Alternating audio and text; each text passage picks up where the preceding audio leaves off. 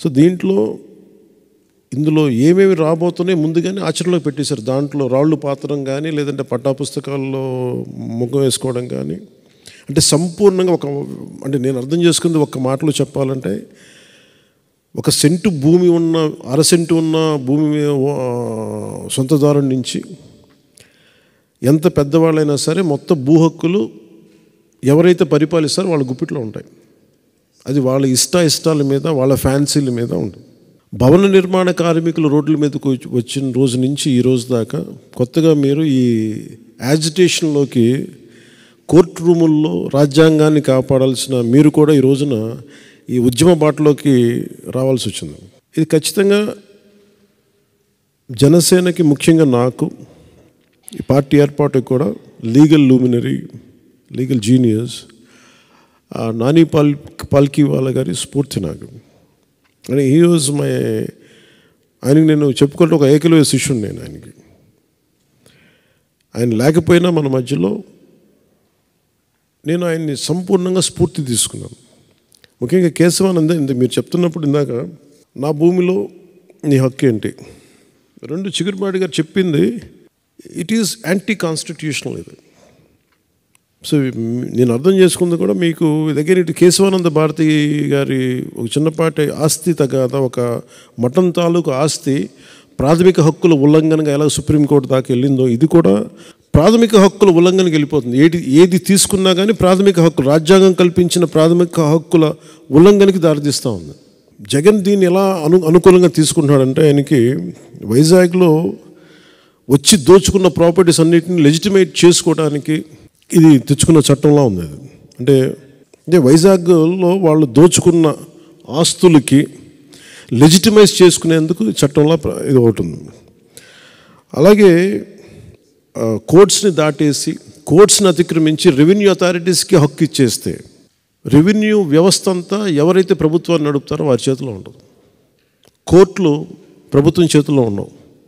ఆ హక్కుని ఇటు తీసేస్తే మటుకు ఖచ్చితంగా మోర్ ఈజీ అయిపోతే ఆస్తిని దోచేయటం మరింత సులభతరం అవుతుంది. ఒకటే అనిపిస్తుంది, ఋషికొండని ఒక ఉదాహరణ చెప్తాను. ఋషికొండని రేపొద్దున అన్యాక్రాంతంగా దోచుకున్నాడు ఆయన. ఇందాక మీరు చెప్తున్నట్టుగా, ఉమామహేశ్వర గారు మీరు చెప్తున్నట్టుగా ఏదైనా వాళ్ళు అప్లై చేసుకోవచ్చు. ఇది నాది అని రాసేసుకుంటే సరిపోద్ది, నో క్వశ్చన్స్ ఆస్క్డ్. సో ప్రతిదానికి కోర్టు అనే ఒక రక్షణ చట్టాన్ని తీసేశారు దీనివల్ల. అంటే దీన్ని నేను ప్రజలకి, సగటు మనిషికి, సగటు ఇంట్లో వంట చేసుకునే ఒక ఆడపడుచుకు కూడా, కేవలం గృహిణికి కూడా ఇది అర్థం అయ్యేలాగా నాకు మరింత లోతుగా దీన్ని తీసుకెళ్ళాలి. ఎందుకంటే ఇది నాకు దీని తాలూకు గ్రావిటీ, దీని తాలూకు సీరియస్నెస్ నాకు అర్థమవుతుంది. అండ్ ఎందుకంటే ఒక డ్రెకోనియన్ లా వచ్చినప్పుడు చాలా సున్నితంగా ఉంటుంది, పెద్ద ఇష్యూగా అనిపించదు.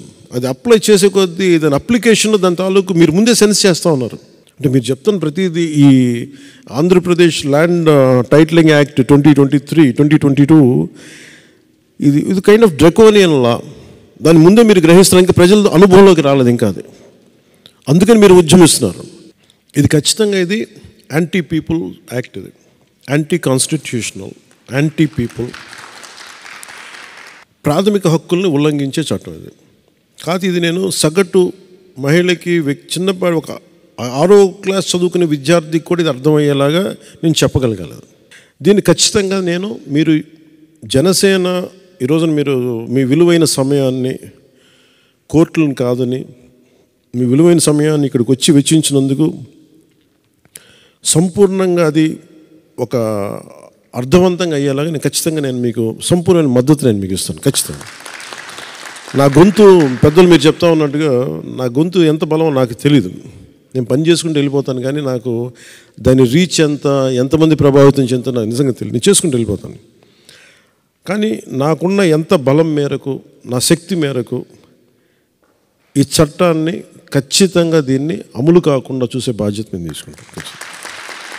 ఎందుకంటే ఇది బేసిక్గా మీది ప్రాథమిక హక్కుల ఉల్లంఘన జరుగుతుంటే ఖచ్చితంగా దీన్ని నిలువరించాల్సిన అవసరం ఒక పొలిటికల్ పార్టీగానే కాకుండా ఈ దేశంలో ఉన్న ప్రతి ఒక్కరికి, బాధ్యత గల ప్రతి ఒక్క పౌరుడికి ఉంది. మేము మీతోటి, మీ భుజంతో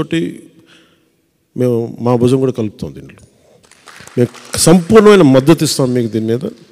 ఇది ప్రజలకి ఎంత, ఆంధ్రప్రదేశ్కి ఎంత చెడు, ప్రజల సగటు వ్యక్తికి ఎంత హాని చేయబోతుందో, ఎలాంటి హక్కులు కోల్పోబోతుందో దీన్ని మరింత బలంగా వివరించడానికి నేను కొంచెం పెద్ద మీటింగ్ చేస్తాను. దీనికి 100% దీన్ని మీరు ఏ ఆశయంతో అయితే మీరు పోరాటం చేస్తారో ఆశయం నెరవేరేలాగా ఖచ్చితంగా చేస్తాను. Thank you sir. చూసారు కదండి, మరి ఈ వీడియో కనుక మీకు నచ్చినట్లయితే ఒక లైక్ కొట్టేసి మీ అభిప్రాయాన్ని కూడా కామెంట్ బాక్స్లో తెలియజేస్తూ ఇలాంటి ఇంట్రెస్టింగ్ అప్డేట్స్ కోసం మా ఛానల్ని సబ్స్క్రైబ్ చేసుకోండి.